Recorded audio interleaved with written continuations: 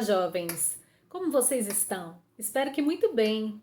Eu sou a Cíntia Padilha e hoje é a nossa aula especial do Dia das Mães. Roda a vinheta, produção! É claro.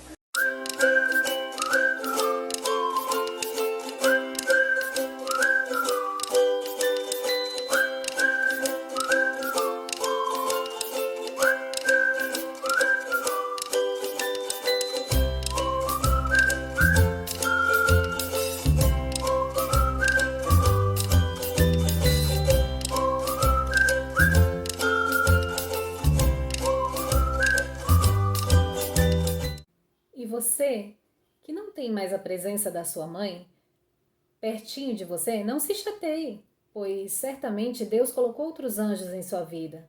Um pai, uma tia, uma avó, outra pessoa, uma madrasta, pessoa que faça esse papel de mãe. Tenho certeza disso. Bom, mas para podermos falar em mãe, vamos falar primeiro de reencarnação. Poxa, de onde eu vim?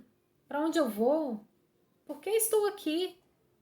Você tem que concordar comigo que para você estar aqui hoje, a sua mãe precisou abrir as portas da reencarnação para você, do lar, da vida, não é mesmo? Ainda não conhecemos outra forma de nascermos na Terra, não é isso mesmo? Então está no plano divino que as mulheres se tornem mães e que elas possam trazer ao mundo os espíritos que precisam trabalhar aqui na Terra, que precisam crescer, caminhar. Peraí, isso me lembrou uma coisa. Se a gente voltar lá no Livro dos Espíritos, na questão 132. Qual é a finalidade da encarnação dos espíritos? Deus a impõe com o fim de levá-los à perfeição, seja pela expiação, seja pela missão. Pôr o espírito em condições de enfrentar a sua parte na obra da criação também é outra finalidade. Kardec comenta nesta questão que Deus quer que nós participemos do progresso da humanidade e dessa forma, fazendo também a nossa parte, possamos nos aproximar dele, nos tornarmos mais próximos pelo nosso mérito. Livro dos Espíritos, questão 132, Allan Kardec. Vamos refletir um pouquinho sobre essas palavras? Então, a reencarnação é uma oportunidade que eu tenho de progredir, é uma oportunidade que eu tenho de ressarcir débitos, dívidas do passado e também de cooperar na obra da criação. É uma oportunidade de me aproximar de Deus, de chegar à perfeição. Nossa, quanta coisa, hein? E esses laços de família? Como ficam as famílias diante da reencarnação? Afinal, numa vida eu tenho uma mãe, um pai, irmãos, e na outra vida, quem são essas pessoas que compõem a minha família? Na verdade, os laços de família são fortalecidos pela lei da reencarnação. Nós criamos grupos de familiares, de amigos, unidos pela afeição sincera, pela simpatia, pela amizade, pela semelhança de inclinações. E esses espíritos que se sentem felizes juntos procuram-se nas várias encarnações e às vezes ficam distantes, mas por um espaço de tempo, uns auxiliando os outros, ora encarnados, alguns, ora desencarnados, mas sempre uns cooperando com os outros. Estamos dizendo aqui daquela afeição sincera, daquele amor que supera a morte, supera qualquer dificuldade e prossegue como o amor de mãe. Então, nós queremos falar também que a reencarnação é uma lei natural que favorece a evolução do espírito. E em cada existência corpórea, o espírito recebe as oportunidades para reparar os equívocos do passado e aprender novas coisas. Cada reencarnação é também precedida de um planejamento. Então não podemos dizer, eu não pedi para nascer, né? Ou mesmo alguns casais, algumas mulheres pensarem dessa forma, eu não quis ter ele, eu não planejei, porque o planejamento ocorre um pouco antes da nossa expressão aqui na Terra.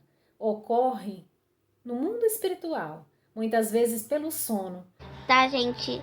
E minha mãe está aqui dormindo. A mãezinha é levada em espírito e lá aceita o compromisso de ser mãe, assim como o pai também. Então, nós não podemos dar essas justificativas por causa das dificuldades que existem na Terra. Estamos mesmo falando que a Terra é um planeta de provas e expiações. Então, não temos como esperar daqui a felicidade absoluta. Como Jesus já nos disse que não era deste mundo a felicidade. Mas podemos buscar momentos de alegria e de muito aprendizado juntos. Vamos falar então um pouquinho sobre a maternidade? Voltando na questão 890 do Livro dos Espíritos, vamos poder ver. Será uma virtude o amor materno ou um sentimento instintivo, comum aos homens e aos animais? Uma e outra coisa, dizem os espíritos, na questão 890 do Livro dos Espíritos. A natureza deu à mãe o amor a seus filhos no interesse da conservação deles. No animal, porém, esse amor se limita às necessidades materiais, cessa quando desnecessários se tornam os cuidados. No homem, no caso, no ser humano, na mulher, persiste pela vida inteira e comporta um devotamento e uma abnegação que são virtudes. Sobrevive mesmo após a morte e acompanha o filho até no além-túmulo. Bem vedes que há nele coisa diversa, diferente do que há no amor do animal. O amor materno é, então, semente divina lançada no coração da mãe, para que ela possa cuidar com mais eficiência dos seus filhos. No entanto, a razão vem nos alertar que não devemos traduzir esse amor em apego, né? Porque muitos pais vivem essa situação e depois a grande dificuldade na separação, que é temporária, que nós chamamos de morte. Porque, afinal de contas, a morte é apenas uma viagem para o mundo espiritual, que é a nossa pátria verdadeira, de onde nós viemos e iremos voltar no momento certo. Ensinarás a voar, mas não voarão o teu voo. Ensinarás a sonhar, mas não sonharão o teu sonho. Ensinarás a viver, mas não viverão a tua vida. Ensinarás a cantar, mas não cantarão a tua canção. Ensinarás a pensar, mas não pensarão como tu. Porém saberás que cada vez que voem, sonhem, vivam, cantem e pensam, estará a semente do caminho ensinado e aprendido. Madre Teresa de Calcutá. Diz o Evangelho que o amor de mãe é o amor que mais se aproxima do amor de Deus. Então, vamos ler esta poesia de Meimei, Amor de Mãe.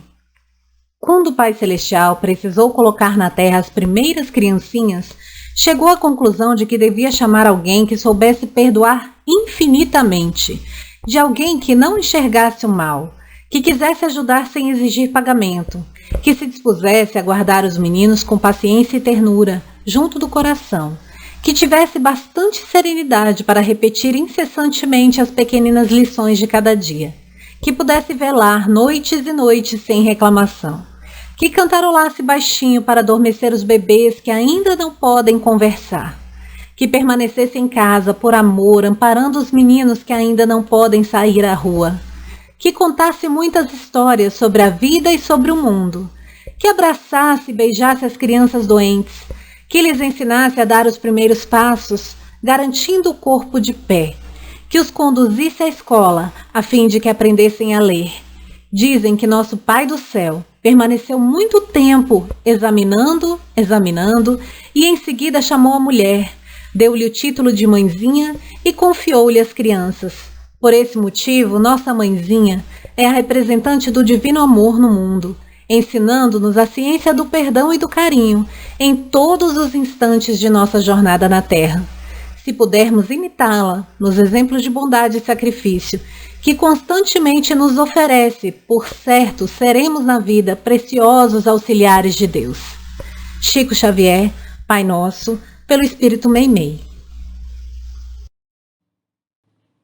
Hoje minha mãe, Dona Maria João de Deus, me apareceu e disse: Meu filho, após tantos anos de estudo no mundo espiritual, estou me formando assistente social. Venho me despedir e dizer que não vou mais aparecer a você. Mas a senhora vai me abandonar? Não, meu filho. Imagine, você que seu pai precisa renascer e disse que só reencarna se eu vier como esposa dele. Fui falar com a Cidália, sua segunda mãe, que criou vocês com tanto carinho e jamais fez diferença entre os meus filhos e os dela. Cidália, madrasta, você foi tão boa para os meus filhos, fez tantos sacrifícios por eles, suportou tantas humilhações. Nunca me esqueci quando você disse ao João Cândido que só se casaria com ele se ele fosse buscar meus filhos que estavam espalhados por várias casas para que você os criasse. Desde minha decisão de voltar ao corpo, tenho refletido muito sobre tudo isso. Venho me perguntar-lhe se você aceitaria nascer como nossa primeira filha. Abraçamo-nos e choramos muito. Quando me despedi dela, perguntei-lhe: Cidália, há alguma coisa que eu possa fazer por você quando for sua mãe? Dona Maria, eu sempre tive muita inclinação para a música e não pude me aproximar de um instrumento. Sempre amei o piano. Pois bem, minha filha, vou imprimir no meu coração um desejo para que minha primeira filha venha com inclinação para a música. Jesus há de nos proporcionar a alegria de possuir um piano. Seu pai vai reencarnar em 1997. Vou ficar junto dele por aproximadamente 3 anos e renascerei nos primeiros meses do ano de 2000.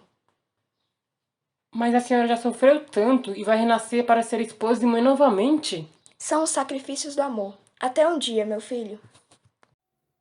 E já que é para falar de mãe, vamos falar então também dessas mães guerreiras, as mães crecheiras, as mães anônimas, as mães que criam seus filhos sozinhas, as mães companheiras, as mães adotivas, essas mulheres que fazem um papel tão importante aqui na vida na Terra, educando, auxiliando os espíritos que precisam seguir o seu caminho, verdadeiros anjos de Deus colocados em nossas vidas.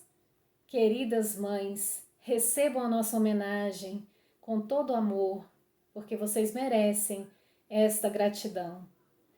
E por falar em mãe, em mulher tão importante, lembremos aqui de Madalena, Maria Madalena ou Maria de Magdala, esta mulher tão importante no Evangelho e que não podia ser mãe, não mãe biológica, mas Jesus perguntou a ela: o que seria mais importante, o que seria mais venerável, amar os próprios filhos que nasceram do ventre ou amar os filhos das outras mães que estão relegados, que estão deixados pelo caminho, que estão doentes? E assim nossa querida Maria de Madalena encontrou o caminho dela, auxiliando aos leprosos que naquela época sofriam tanto preconceito e não podiam ficar na sociedade. E assim Maria Madalena tornou-se linda, exuberante, mas de espírito e não mais de corpo, com a vaidade, mas sim feliz, quando ela também contraía a lepra, por ter cuidado dos filhos que foram encaminhados por Jesus. Então podemos visitar o livro Boa Nova para ver esta história tão maravilhosa sobre Madalena. E para finalizarmos, como não falar de Nossa Mãe Santíssima, Maria de Nazaré? E olha, para nossa surpresa, para nossa grata memória, nós temos um retrato falado de Nossa Mãe Santíssima, tal qual ela se apresenta no mundo espiritual, quando vai visitar alguns locais de sofrimento e acolher com sua legião de trabalhadores, espíritos de suicidas, espíritos de abortados, aqueles que estão em sofrimento. E esse retrato falado foi ditado por Emmanuel numa reunião em 1º de dezembro de 1984 em Uberaba. Emmanuel ditou ao Chico como seria a fisionomia de Nossa Mãe Santíssima, enquanto o fotógrafo Vicente Avelã, de São Paulo, desenhava o retrato da nossa querida mãe. E Emmanuel pôde confirmar então pelo Chico que era aquela fisionomia retratada. Fiquemos agora com este retrato para guardarmos na nossa memória o amor dessa querida mãe, que foi a mãe de Jesus na terra, mas é a mãe de todos nós, a que intercede por nós no mundo espiritual, junto ao nosso Pai. E sintam-se, mãezinhas queridas, homenageadas. Jovens, guardem na memória estes ensinamentos sobre a missão da maternidade e também da paternidade que não foi falada aqui, mas que está junto com a missão da maternidade, de educar os espíritos que nos são confiados. E é projeto divino, é lei de Deus, da reencarnação, por qual todos nós precisamos passar para nos aperfeiçoarmos. Obrigada, fique com Deus. Ave Maria, Senhora do amor que ampara e redime, ai do mundo se não fora, a vossa missão sublime, cheia de graça e bondade, é por vós que conhecemos a eterna revelação da vida em seus dons supremos. O Senhor sempre é convosco, mensageira da ternura, providência dos que choram na sombra das desventuras. Bendita sois vós, Rainha, estrela da humanidade, rosa mística da fé, lírio puro da humildade. Entre as mulheres sois vós, a mãe das mães desválidas. A nossa porta de esperança é o anjo de nossas vidas. Bendito o fruto imortal da vossa missão de luz. Desde a paz de manjedoura, as dores além da cruz.